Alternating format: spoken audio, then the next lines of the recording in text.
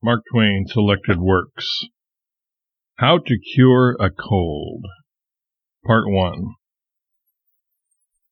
It is a good thing, perhaps, to write for the amusement of the public, but it is a far higher and nobler thing to write for their instruction, their profit, their actual and tangible benefit. The latter is the sole object of this article. If it prove the means of restoring to health one solitary sufferer among my race, of lighting up once more the fire of hope and joy in his faded eyes, of bringing back to his dead heart again the quick, generous impulses of other days, I shall be amply rewarded for my labor. My soul will be permeated with the sacred delight a Christian feels when he has done a good, unselfish deed.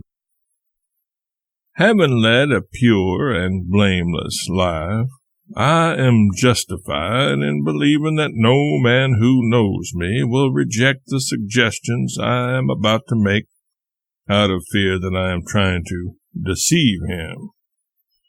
Let the public do itself the honor to read my experience in doctoring a cold, as herein set forth, and then follow in my footsteps.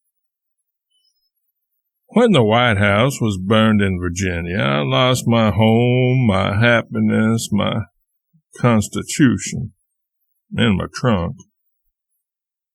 The loss of the two first-named articles was a matter of no great consequence, since a home without a mother or a sister, or a distant young female relative in it, to remind you by putting your soiled linen out of sight and taking your boots down off the mantelpiece, that there are those who think about you and care for you, is easily obtained. And I cared nothing for the loss of my happiness because, not being a poet, it could not be possible that melancholy would abide with me long. But to lose a good constitution and a better trunk were serious misfortunes. I had my Gould and Curry and the latter, you recollect. I may get it back again, though. I came down here this time partly to bullyrag the company and to restore my stock to me. On the day of the fire, my constitution succumbed to a severe cold caused by undue exertion in getting ready to do something. I suffered to no purpose, too, because the plan I was figuring at for the extinguishing of the fire was so elaborate that I never got it completed until the middle of the following week. The first time I began to sneeze, a friend told me to go and bathe my feet in hot water and go to bed. I did so. Shortly afterward, another friend advised me to get up and take a cold shower bath. I did that also. Within the hour, another friend assured me that it was policy to feed a cold and starve a fever. I had both. I thought it best to fill myself up with a cold, and then keep dark and let the fever starve a while. In a case of this kind, I seldom do things by halves. I ate pretty heartily.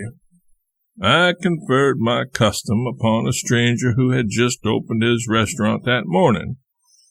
He waited near me in respectful silence until I had finished feeding my cold, when he inquired if the people about Virginia were much afflicted with colds. I told him I thought they were. He then went out and took in his sign. I started down toward the office, and on the way encountered another bosom friend, who told me that a quart of salt water taken warm would come as near curing a cold as anything in the world. I hardly thought I had room for it, but I tried it anyhow. The result was surprising. I must have vomited 3/4 of an hour. I believe I threw up my immortal soul. Now, as I am giving my experience only for the benefit of those who are troubled with the distemper I am writing about, I feel that they will see the propriety of my cautioning them against following such portions of it as proved inefficient with me, and acting upon this conviction, I warn them against warm salt water. It may be a good enough remedy, but I think it is too severe. If I had another cold in the head, and there was no course left me but to take either an earthquake or a quart of warm salt water, I would cheerfully take my chances on the earthquake. After the storm which had been raging in my stomach had subsided, and no more good Samaritans happening along, I went on borrowing handkerchiefs again and blowing them to atoms, as had been my custom in the early stages of my cold, until I came across a lady who had just arrived from over the plains, and who said she had lived in a part of the country where doctors were scarce, and had from necessity acquired considerable skill in the treatment of simple family complaints. I knew she must have had much experience, for she appeared to be 150 years old. She mixed a decoction composed of molasses, aquafortis, turpentine, and various other drugs, and instructed me to take a wine-glassful of it every 15 minutes. I never took but one dose. That was enough. It robbed me of all moral principle, and awoke every unworthy impulse of my nature. Under its malign influence, my brain conceived miracles of meanness, but my hands were too feeble to execute them. At that time, had it not been that my strength had surrendered to a succession of assaults from infallible remedies for my cold, I am satisfied that I would have tried to rob the graveyard. Like most other people, I often feel mean and act accordingly, but until I took that medicine, I had never reveled in such supernatural depravity, and felt proud of it. At the end of 2 days, I was ready to go to doctoring again. I took a few more unfailing remedies, and finally drove my cold from my head to my lungs.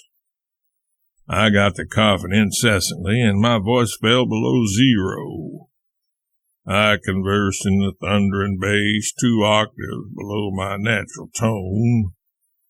I could only compass my regular nightly repose by coughing myself down to a state of utter exhaustion, and then the moment I began to talk in my sleep, my discordant voice woke me up again.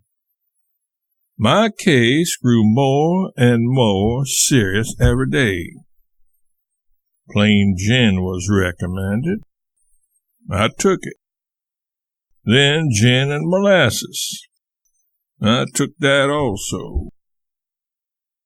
Then gin and onions. I added the onions and took all 3.